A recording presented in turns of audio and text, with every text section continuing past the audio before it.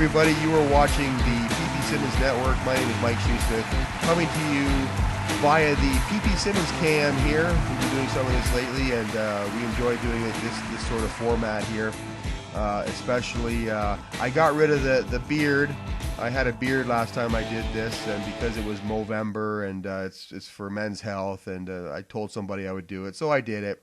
And but now the beard's gone, and I look a lot younger now. Don't disagree with me, okay? Because we just don't want to go there. I look much younger. I look much better. Thank you very much. All right. But here we are in the PP Simmons cam here, and we've got a special guest today. But I wanted to talk to you guys first about why we brought this person on. Because a number of years ago, I had an experience in my local church. I was a minister there, and I was sitting in the pew one day listening to a person giving the message for the day, and my name was mentioned from the pulpit, and I wasn't warned that my name would be mentioned, and I didn't feel that this person respected me very well during the person's sermon. We'll just call it a sermon, right? I didn't feel like I was respected very well, and it greatly offended me. I was very offended by what this person said about me to everyone else. And I carried that offense with me around for months. I mean, months. And it really affected my relationship with these people in the church. And it just festered and festered and festered like a tumor, growing and growing and growing out of control, to the point where I stopped giving money to this church, and people were noticing that my attitude was really bad. Now, this wasn't yesterday. This was quite a few years ago, but still, this happened to me. And it came to a head where one day the pastor confronted me and said, "Why are you acting like this? Why are you doing this? Why are you like this? This is a great change for you." And I said, "Well, listen, this person said this, and now this person's doing this," and the pastor said, "Well, you need to deal with this. You need to get right with these people." So I went to this person who said these things about me from the pulpit, and this person was completely unaware that he had offended me, and we made it all well. But it took a time of self-reflection to look inward and say, what is my attitude in all of this? Maybe I should have gone to that person immediately and said, "Hey, look, we need to deal with this now." But instead, I let it fester and fester, like I said, like a tumor growing, like a cancerous tumor. And you know, it is very true what they say, that unforgiveness towards a person is a type of revenge toward that person, wherein you are the one taking the poison. And that is so true. Take it from me, that is true. So we have a special guest here today, and he wrote an article for us called "The 10 Commandments for a Peaceful Church." And it's written by our friend, Reverend Joda Collins. And he wrote this article, "The 10 Commandments for a Peaceful Church." And I must say, when he posted this article to the blog, ppsimmons.blogspot.com, he makes some very powerful points here. 10 points for a peaceful church. I got to tell you something, folks. When he wrote this article and posted it, it reminded me of my experience with this bitter encounter in the church that I attend. And I will say that when I confronted this person and it was dealt with, now we're in a loving relationship and everything is good now. But it had to be dealt with. And so when Joda wrote this article, it really reminded me of that situation, and reminded me of how important it is that we deal with this stuff properly. So we brought Joda on, but I wanted to tell you guys about Joda. He was 25 years as a senior pastor in 5 different churches. He has a Doctor of Divinity. He is 10 years as a staff minister, apart from being a senior pastor. He's the author of several books, and we'll put the link to his website where you can get some of his books.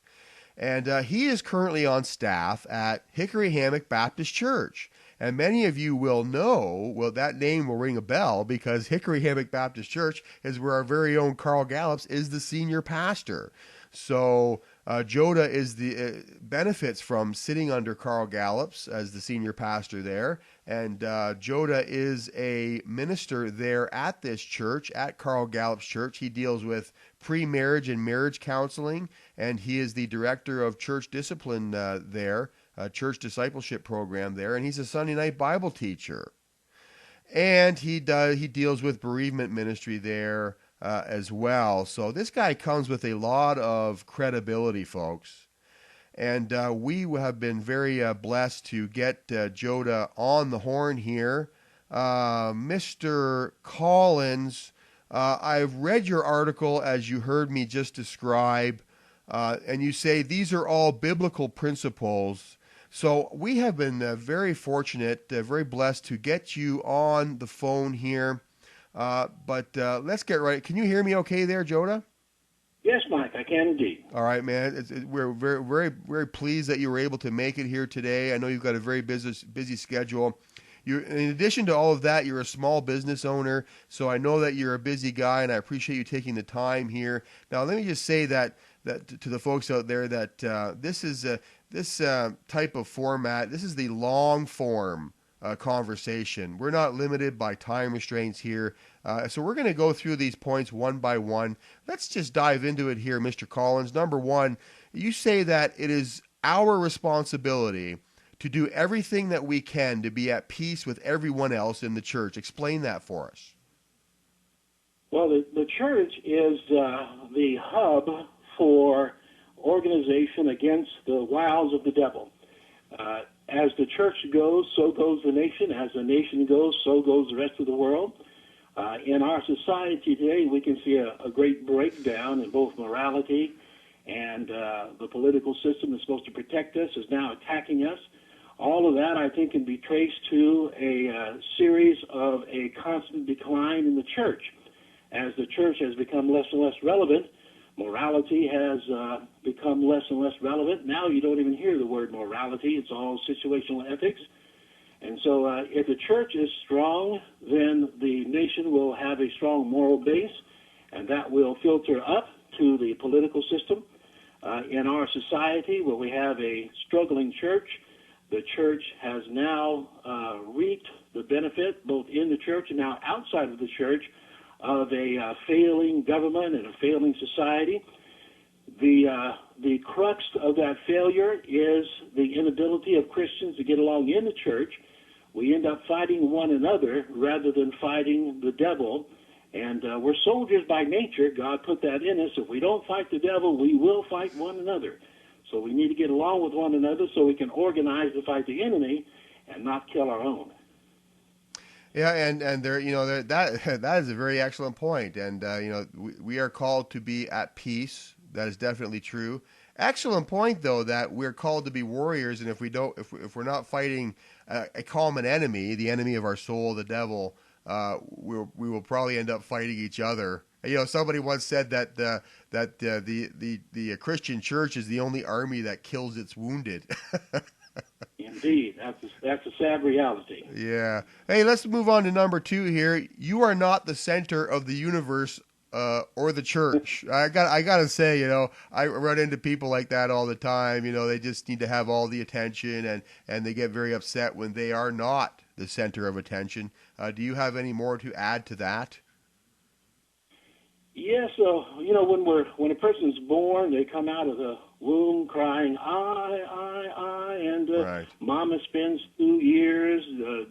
The baby cries and whines, and Mama spends about 2 years attending to every little whine of the child, and that's right, because in the child's first 2 years, that's when trust is established, and the baby should be attended to. But along about 2, 2.5, or 3, we begin to teach the child they're not the center of the universe, and we take them out in public, and we expect them to put on their public self. We let them play with other children and expect them to share their toys. And so that 2.5 to about 4 is the time period in which they come to an awareness that the world doesn't revolve around them. However, the sad truth is many people never make that transition. Then they end up in adulthood, and as far as they're concerned, everyone else exists to serve them, and their definition of a world that's right is a world where they're always happy and everything they want is given to them. So when they come into the church, they carry that baggage, and they have this me, I mentality. Every sermon is supposed to be for them, and every move of the church has to please them. Otherwise, they're not happy, and so they have to go back to that 2.5 and 3-year-old place where they missed that transition and and learn that truth that the world does not revolve around them. Yeah, it's very true. It reminds me of the old saying that I think it might have been a comedian I heard say this, that when it comes to children, it takes you 2 years to teach them how to walk and talk, and 18 years to teach them how to sit down and shut up. There you go. There you go. Yeah, well, that leads us into number 3, though, right? Because number 3 sort of ties into that. It's if you cannot express your discontent without using the I or me word, then you're probably the problem. Wow, that's going to be a tough one for people to swallow. Can you make that softer for people? Yeah, no, but I can make it biblical. Okay. In Isaiah 14, the Bible talks about Satan's attitude. He said, I will ascend, I will rise, I will sit on the clouds, I will be like the Most High. Satan, by his very nature, is I-centered, and whenever we've got a difficulty, something that's troubling us, the way to determine whether it is valid or not is to see if we can express it in terms without the word I. You were talking about the difficulty you had in your church.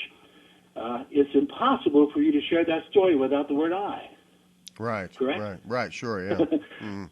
So if I've got a problem, and I have to, the only way I can express it is in terms of I or me, then it's probably me that has the problem.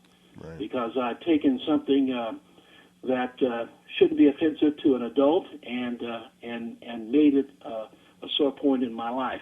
See, really, the most important thing is not how I'm treated in the church or how I feel in the church.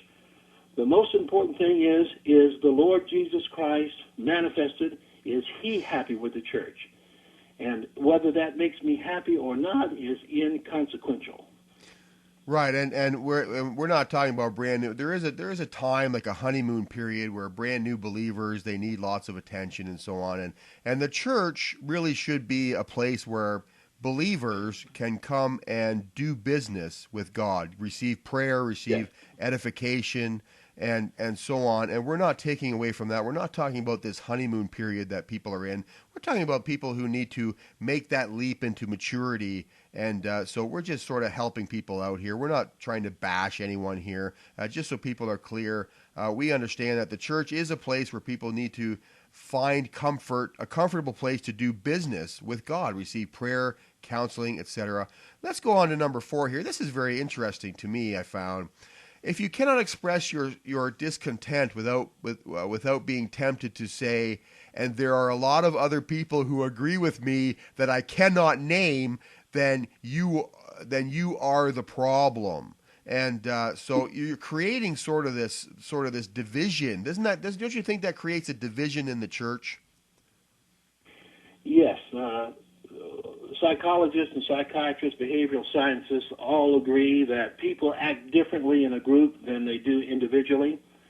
So there's this kind of mob rule mentality where if a person feels like their position is backed by a lot of other people, then they become very bold in what they're doing, even if it's wrong. And there's nothing wrong with being bold if the person's position is correct.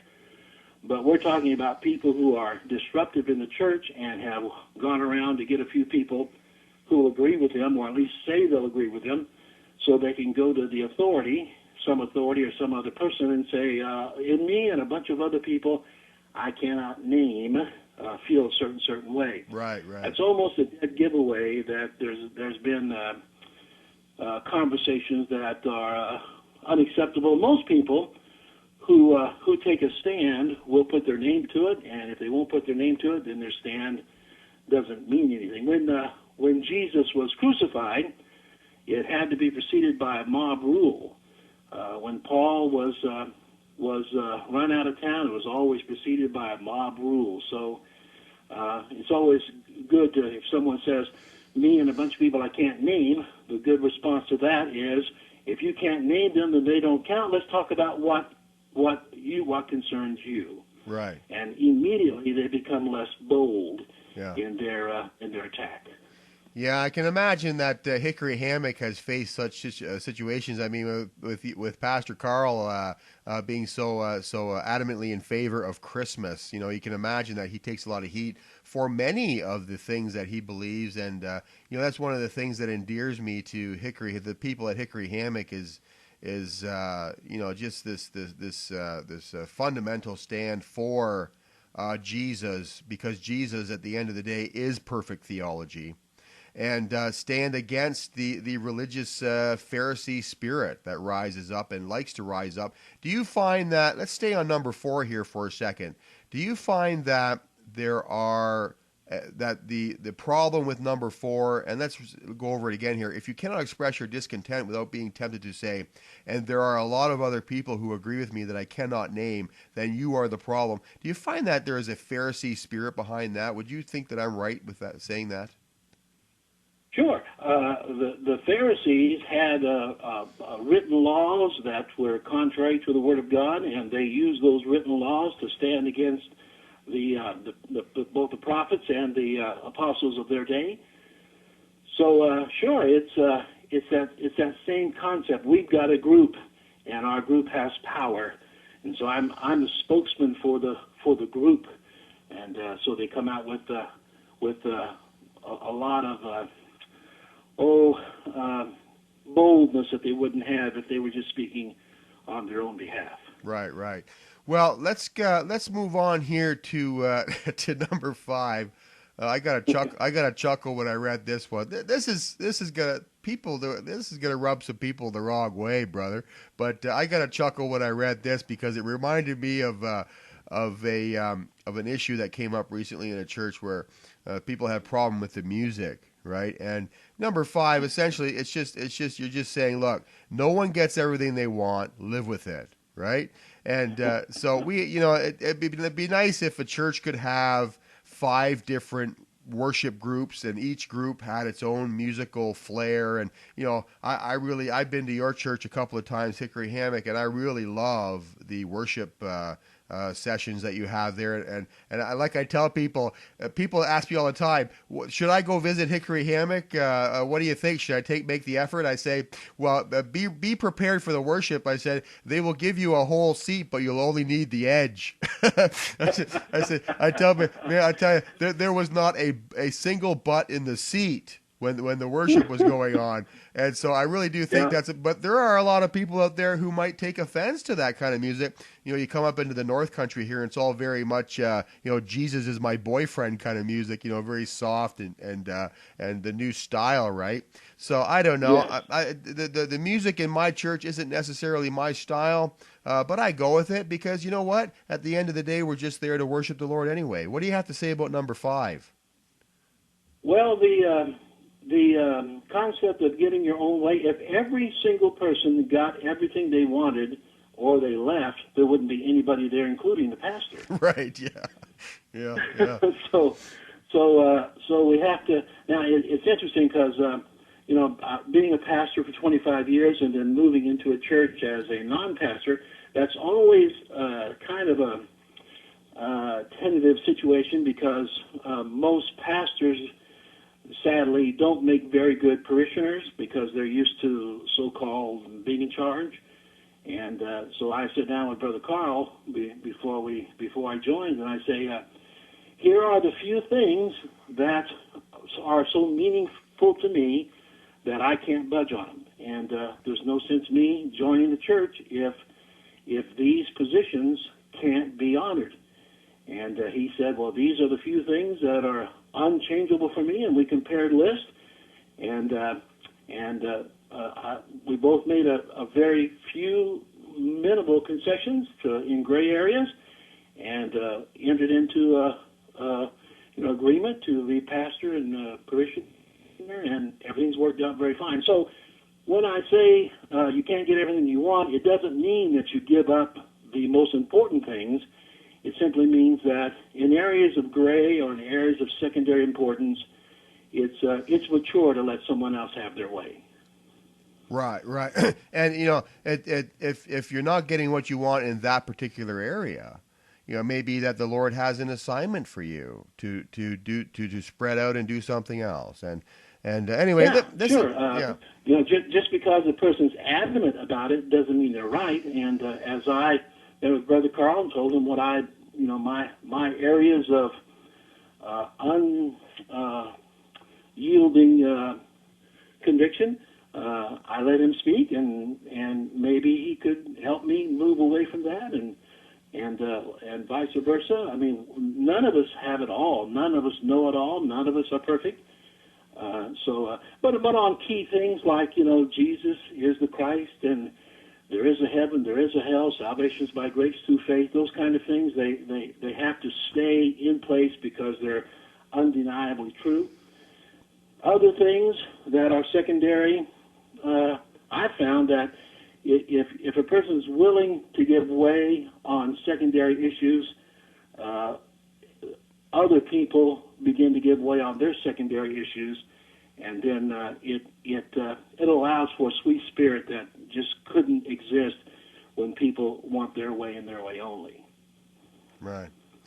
Well, listen, this is a fascinating subject, and we're going to take a brief time out here. Just take this quick break, and when we come back, we're going to get into number 6 here. We'll go through the next 5, and number 6, you guys do not want to miss number 6 because it is so true. It is very funny. At the same time, it is devastating truth that will make you go, yeah, that's probably true about me and every church that I've ever been to. So stay tuned. We'll be right back, folks.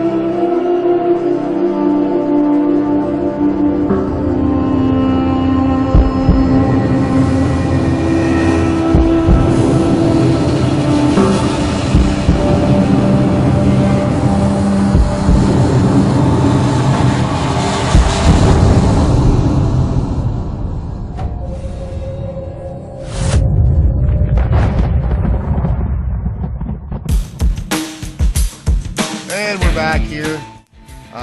P.P. Simmons television. We really do want to get into more of this. We've been trying to get some studio time here and get some important guests on.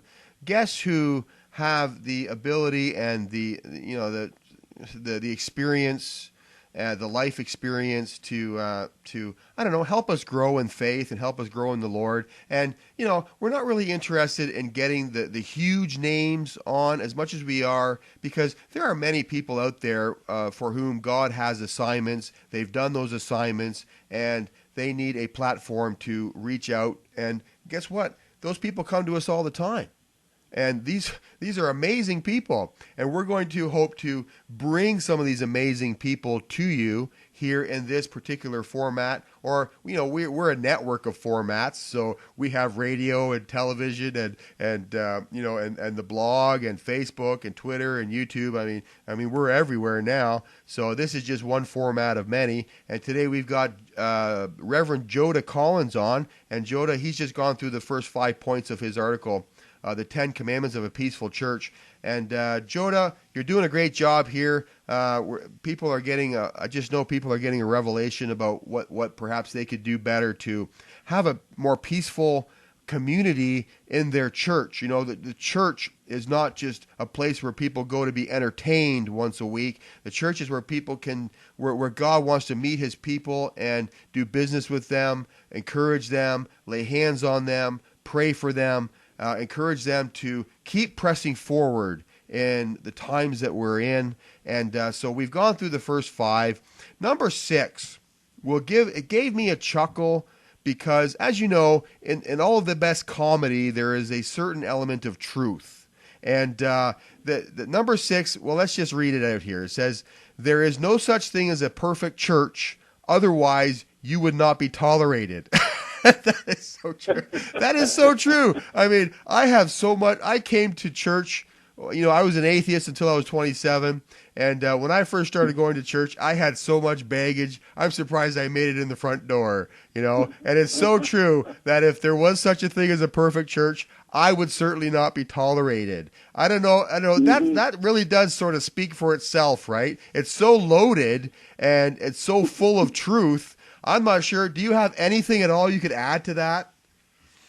Well, sometimes the most powerful truths contain the fewest number of words. Right.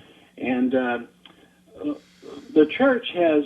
I've always been in love with the church. Ever since I started going to church at age 9, I've always had a deep affection for the church, and so that's played out over the years. When the few times I thought, well, I'll just quit, it's not worth it. That thought didn't last very long because of my concern and love for the church. One of the great benefits of the church is that we get to affiliate with people who love us, and over time, our flaws and our faults will come forward. But we're in the midst of people that love us and love the Lord and understand our struggles, and they can help us through things that the world can't help us through, or our family members have given up on us for whatever reason. Every person that comes in the church, it has a lot of rough areas. I mean, just imagine a church where you have someone like David that's got a wandering eye, somebody like Abraham who takes shortcuts to fulfill the will of God, and like Jacob, and all a little bit on the dishonest side. You put all those 3 guys in one church, unless they love and tolerate and try to help one another, they're not going to make it. Right. Yeah, I mean, I'm not sure if anything really needs to be added to that, and you bring up some great points. I mean, all these people mentioned in Hebrews 11 as mighty men of God, right? And these people were so imperfect, and yet right. David was counted as a man after God's own heart. So God does not expect perfection from us. We should not expect perfection from other people in the church, including the pastor. The pastors. That's exactly right. I mean, pastors are just people, and pastors are, they have an assignment from God, and let's face it, folks. If your pastor was perfect, I mean, he'd be gone anyway, right? I mean, he wouldn't even be here on earth. We're all under construction, and including the pastor. And I'm not sure anything needs to be said about that. I just happen to know that if there was such a thing as a perfect church, I would certainly not be welcome there. The Apostle Paul. When we think of the pastor's pastor, we would have to think of the eternal pastor's pastor. We'd have to think of the great Apostle Paul, right? Right. And, yeah, sure. The Apostle Paul said, "Oh, wretched man that I am! The things I want to do, I don't. The things I don't want to do, I do." So here's the pastor's pastor saying, "When I look in the mirror, I don't see such a great man."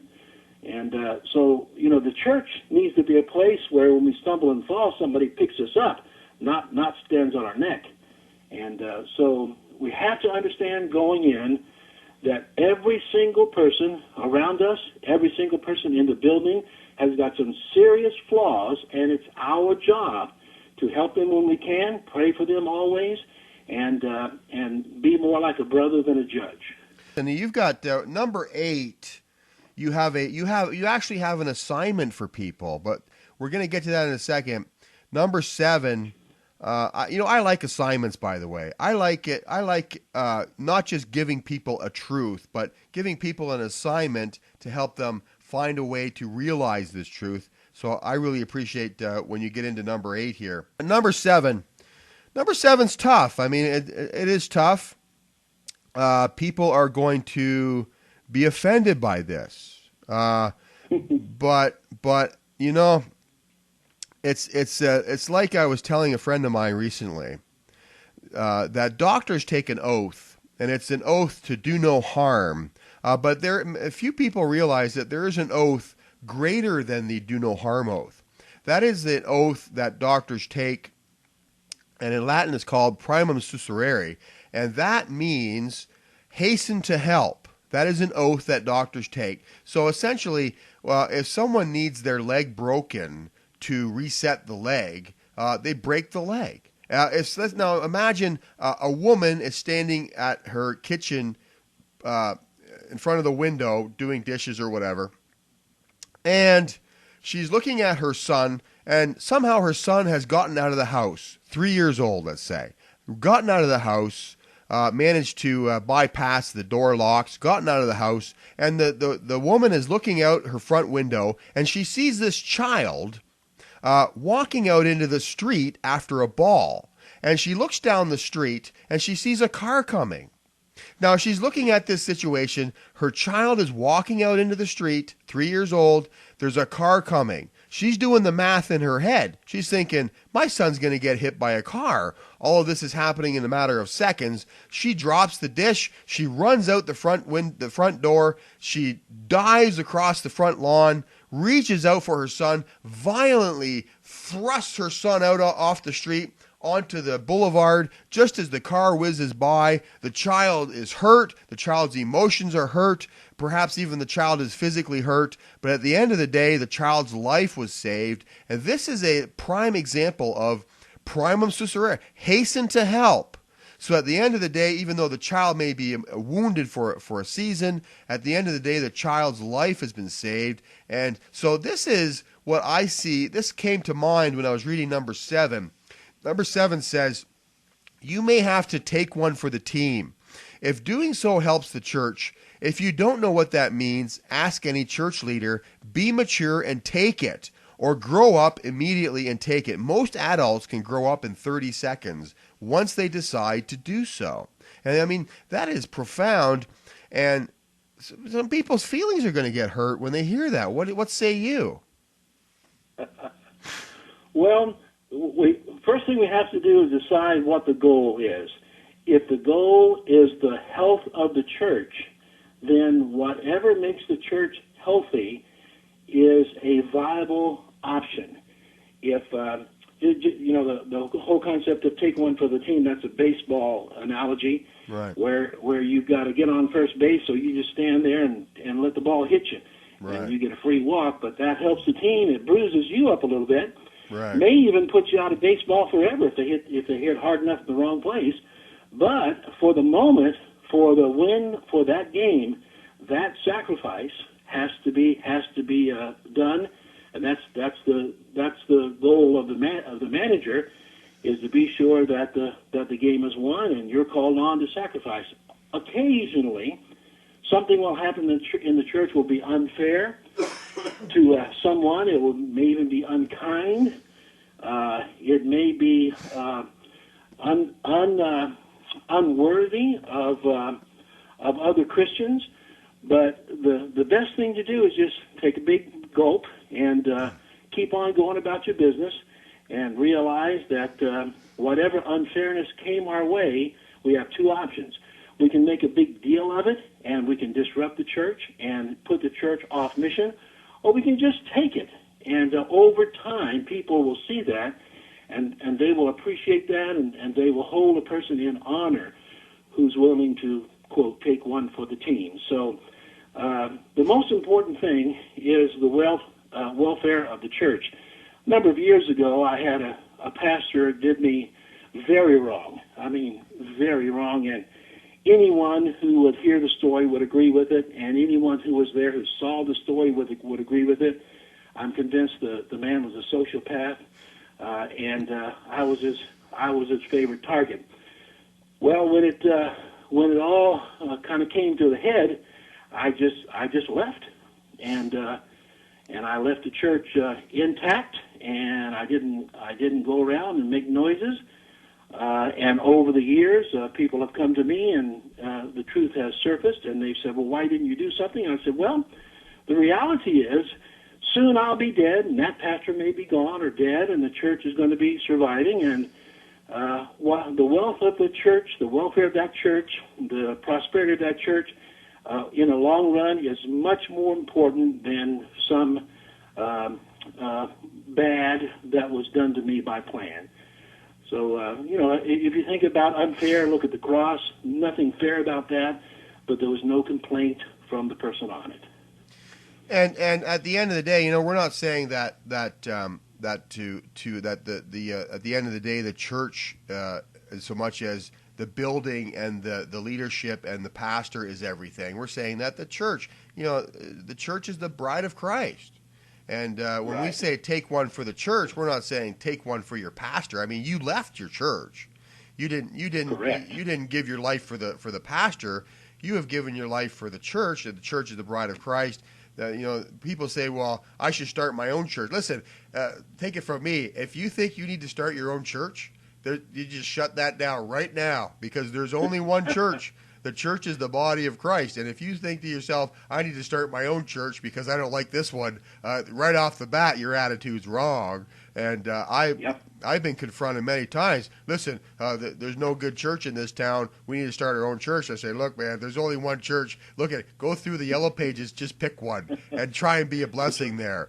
And, if you're called to be a pastor, but make sure that's your assignment. Don't do it because you're mad at the church that is in your area. And, and I appreciate what you said there, Joda, and it really makes a lot of sense. I tell people all the time, I say, "Listen, if you've been wronged in your church, and at the end of the day, if you're mature enough to take one for your team," and we're talking about advanced maturity here, by the way. We're not talking about people who are just saved having to take one for the team. We're talking about advanced. This is advanced Christian. This is Christianity, the advanced course, right? And I'm just saying. I tell people all the time. I say, "Look, if you can gather your wits about you here." And really, like you say, take one for the team. The best revenge is success. The Lord showed me that many years ago. The best revenge is success. If you can successfully navigate this and become more successful in the kingdom, people will eventually look at you and go, "Look, man, I really respect you. You've really handled this well."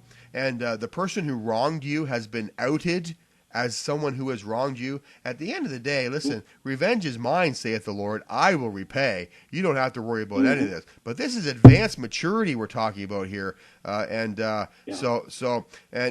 being a topic of advanced maturity, I think that people need an assignment here. And in number 8, you actually give people an assignment. And I'm a big fan of assignments. I think that if we give people an assignment, then they can see actually for themselves the power of God and go, "Wait a minute, these guys are right. These guys aren't just teaching me something. I'm actually catching the vision here." So in number 8, you say, if you get your feelings hurt or have a concern, pray about it for 6 or 7 hours, not in a row, of course, unless you have the knees for it. And if your feelings are still hurt or the concern still lingers, humbly ask a respected church leader to speak with you about your feelings and concerns. Begin by saying, "My feelings are hurt," or "I have a concern about this or that. Would you help me through this?" I mean, that is humility on an epic scale here, right? Yes, indeed. The pattern for that is the Garden of Gethsemane. Jesus didn't want to go to the cross. He had no inclination to do that.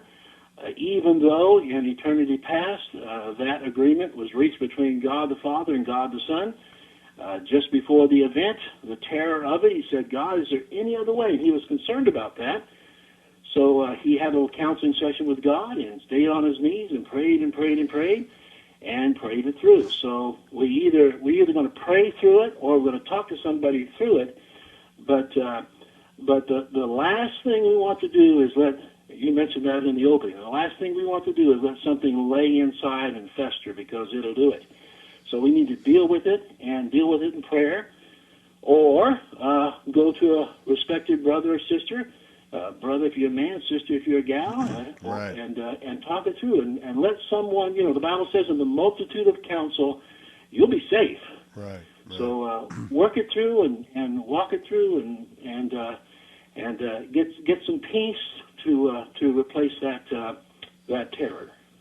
Well, when you say pray about it for 6 or 7 hours, what you're really doing is you're guiding people to the source for healing, to the source for counsel, to the source for, hey, I will be here to comfort you. Just give all this to me. I will deal with this. And you and I Yes. both. I'm sure you have countless examples. I have countless. I need to do a show on this, honestly, where I have given stuff to God, and God has even shocked me with the revenge that He has poured out on these people. I'm like, God, how come you had to be so harsh on them? I wanted revenge, but I didn't want it that bad. And man, I'm telling you, sometimes God will go, okay, I really love you, and what happened to you was really bad, and I really feel like I really think that I need to correct this in an epic fashion here for you, because I love you, and these people need a turnaround quickly. And God knows what it takes, and we don't know. This other person could be in a state of despair themselves, and people. And there's the old saying, hurt people hurt people. If somebody is going around hurting people, they're hurting themselves, and God will know that. And sometimes we want to lash out at people, and God is saying, well, wait a minute, you don't need to lash out at them that bad. Let me handle it. I will gently guide this person.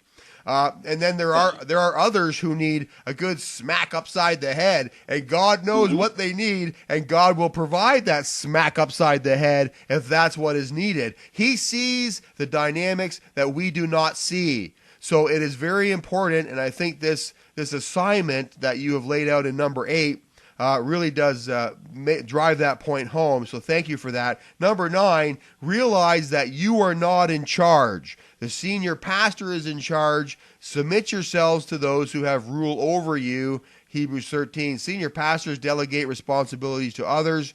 They act as ambassadors for the will of the senior pastor.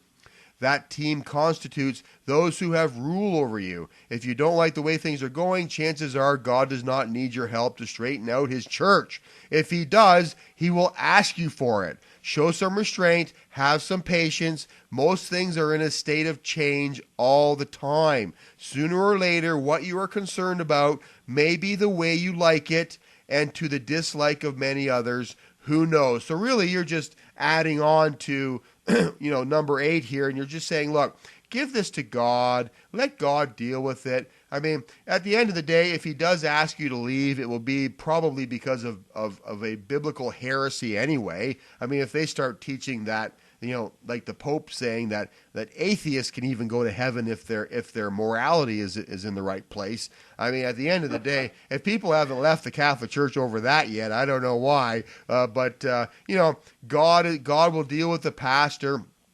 I mean, if it gets extreme, of course, we would counsel people, and we have counseled people to leave their church, by the way, because it's gotten so crazy, and we teach them how to do it. That's another topic altogether. But you're just saying, look, this is God's domain. It's God's church. Jesus said, look, this is my bride. I'm going to build my church. I'm dealing with this stuff. You are not Jesus, so don't think that you're going to build the church. And the pastor is in charge. If you read 1st and 2nd Timothy, Paul has many things to say to Timothy. One of them is, don't let people bully you around. Don't let people push you around like that. You're in charge of this place. Timothy was the pastor in Ephesus with tens of thousands of people, and he was just a young guy. And Paul's saying, look, don't let these people intimidate you. So the admonition is there. The pastor listen, folks. I like to use the word assignment, because assignments come from a higher power than us, and the higher power is God. People who take on the mantle of pastor, the role of pastor, they believe they have an assignment from God to do that. So Yes, and they do. yeah, that's right. And if that's true, we have to trust that and know that we're not in charge. God will deal with the pastors. What do you say? Right. One of the things that most preachers will tell you that they struggle with the call to go into the pastorate or become a preacher. I never did. I didn't struggle with that. What I struggled with was the concept found in Hebrews 13:17, which says that God's going to hold the pastor accountable for the church. I don't like that. No. I don't like being accountable for the actions of other people. Right. And so I dealt with God for a long time on that. And so every church I would take, I would explain to them that I'm going to be held accountable for your actions. I'm going to be held accountable primarily for the welfare of this church. I'm the one giving answers to God for what happened. So I have to have some authority here. Now, if that means that you're unhappy, you'll need to leave, because I'm not going to stand around and let you get a long list of sins that I have to be accountable for and tell God, why did you let this person do that? And have God ask me that question over and over. So the church is like any other institution of God. There's a head. In the home, the father's the head, and what the dad says is the rule. In the military, the commander, base commander is in charge. The police department, the police chief is in charge. There's a head somewhere who's held accountable, and everyone under that person, as long as the orders are not outside of the morality or law, then the people under him are held accountable for submission to his authority. So we have to understand, when we go into the church, we're not just joining a group of people. We have a boss, and that boss is called the senior pastor. And whatever he says, unless there's a biblical reason not to do it, whatever he says goes. Well, and that's right. I mean, the Bible's clear that people who teach. So when pastors get up at the pulpit and teach the word, they're held to a higher standard, a higher level of accountability. And I've said many times, I got to watch what I teach people. Really, I mean, really, we do have to watch what we teach people, because there's a special area for Bible teachers when it comes to the judgment seat of Christ. Not when it relates to salvation, but when it relates to how did you handle the assignment that I gave you. And listen, you went around and taught that homosexual marriage is okay. Are you out of your mind? Why did you teach my people that? Look at how many people you have hurt over the years because of this teaching. And I'm telling you, there is another level to this that people need to realize, and pray for your pastors and the Bible teachers in your church, because they are held to a standard that you are not held to. And that is exactly right. Well, that is right. And I appreciate you bringing this up. Some of these are very tough, but I hope people are getting a lot out of this, because being a member of the body of Christ, I mean, that is a tremendous honor and a tremendous responsibility. And again, we're not dealing with people who are still in the honeymoon phase. I remember when I was saved, Joda, when I was 27, I was in the honeymoon phase for 2 or 3 years. I was like, man, this is awesome. I can't do anything wrong here. Everywhere I go, God is there, dealing with stuff for me. And then eventually I was held to accountability, and God did take me aside and say, look, this is something that you're doing. And yeah, I've been changing your diaper every day, but now it's time to get out of the diapers, and it's time to get into some man pants here and grow up a little bit. That's right. And so we're just helping people grow up a little bit here. The last one here, number 10, if all else fails and the only contribution you can offer your church is constant internal church unrest, unequivocal me-centered criticism, and childish unending discontent, you need to leave. Leave quietly, graciously, and without disruption to the church. Force yourself to keep your mouth shut about your discontent for 90 days. Another assignment here, keep your mouth shut for 90 days. After that, it gets easier to do. There is nothing to gain by venting. No one of any consequence to this. I just love what you say here.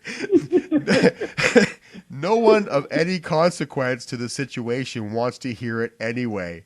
Man, that's pretty harsh. I don't know, but there's another assignment, and if we can keep our mouth shut, and maybe I would add, keep your mouth shut on a lateral level, on a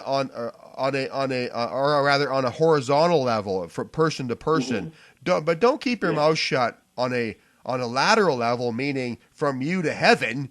I say, exactly. I say, keep your mouth shut. In other words, don't go around gossiping to all your neighbors and all your buddies, and don't call up the church telephone list and say, "Oh man, I can't believe that. I can't believe what so and so did to me, and the pastor doesn't like me, and they just ignore me all the time, just take the church telephone list and just hide it away. Don't talk to people. Talk to God." And there you go. Do that for 90 days. If you're going to vent, go. If you're a man, and men need to vent, I think, go punch a tree or something, And if you're going to vent, God has big shoulders. God can take it. Vent to God. Do that for 90 days. And and you're saying that no one of any consequence to the situation wants to hear it anyway. And you know what? I got to admit, even though that's kind of harsh, that is absolutely true. Absolutely true. People who are mature, these are the people of consequence, people who are mature, people who have grown in the Lord, and they're doing the assignments that God has for them. You know what they're doing, and I know that you'll agree with this, Mr. Collins, is they're moving forward. They're moving forward. They're not interested in being tied to an offense and tied to your complaints. And, the Bible says, do everything without complaining. Right? And so you're going to come to them and complain to them about this or that or this or that. Now, you're saying 90 days. What should they do? I mean, tell us, what should they do after the 90 days? I mean, I have my opinion about it. What do you think they should do? After 90 days of prayer and contemplation and restraint, usually what's left is pretty valid. And it can be expressed. What happens after 90 days is the pain, the eye of the situation kind of goes away, and we begin to see the situation in terms of a broader spectrum. And then, if there's anything needs to be done, we're probably better suited to do it, as opposed to trying to resolve a situation. It's like your kids. You never want to discipline your kids when you're angry. Right. And so there's something that needs to be done in terms of talking with someone. After 90 days, all of the poison, at least the kind of poison that comes out uncontrolled, is gone. And right. So then we can talk to somebody about it. If we need to, but in most cases we don't need to, because what's happened in those 90 days is God has honored our silence, He's honored our maturity, and He's replaced whatever pain there is with blessing, and we can see it in a better light. Proverbs tells us this. Proverbs 6 says there's only 7 things that God detests. One of them is a person that sows discord among the brethren. That's the last one, yeah. And I would Proverbs say to that, 6. even if it's justified, Yeah. even if everything a person has endured is right and they've been wronged on a great level, if you sow discord among the brethren, that is dangerous territory with God. That's right. So even if it's justified, don't do it. Right, and that's true. I have the Lord used that proverb for me to deal with me on a separate issue a few years back. But that 90 days thing, I have to say that there's something special about that. When I look back, I think that I did deal with that for 90 days. I kept it to myself for 90 days, and then at the end of that, the Lord really did bring it to a head. And I went to this person. I said, "Look, the reason I didn't come to you at first is because I wanted to come to you when I knew I would not hurt you, because I have the kind of personality where I can hurt people bad. I mean, I have a shock and awe personality, and it's not something that I'm proud of. It has gotten me places in life, but when it comes to people who I love, for example, like my children and my wife, I have to, my son came to me a while back and said, look, I know you have this big, powerful voice, but maybe you could perhaps tone it down a bit when you're talking to me. So, I have this way about me, and I said to this person, I said, look, I did not want to come to you until I knew for sure that I could do it without killing you. So there you go. So when the Lord was ready, everything was ready. I went to that, and I want to say, Joda, I could not say for absolute certainty, but I want to say that it was probably around 90 days. So I think that's there's an anointing on that to wait that long before coming out, and just giving the Lord time to skim off some of the stuff, like you said, the poison, the vitriol that should not be there, where you can confront these people without the ushers coming and escorting you out of the building. There you go. Well, listen, That's right. Yeah. Go ahead. We're going to give account for every word, so we got to be careful of what we say. Well, this is true, and at the end of the day, if it all boils down to loving one another, and love does not always look pretty. Having a relationship with other people in this thing that Jesus calls his body, having this relationship with people, it's not always pretty. It's not always a rose garden. But at the end of the day, we are really loving people when we can turn to our Father and have him deal with us so that we can properly deal with others and love each other in a proper way. Mr. Collins, this is the first time I've ever spoken with you. I'm very impressed with you. I really feel that you have a lot of love in you. I want to thank you for coming on to PP Simmons Television today. My name is Mike Shoesmith. Joda, we'll have to have you on again really soon. Thank you, Mike. God bless you. All right. My name is Mike Shoesmith. Thanks for watching PP Simmons Television. We'll catch you guys next time.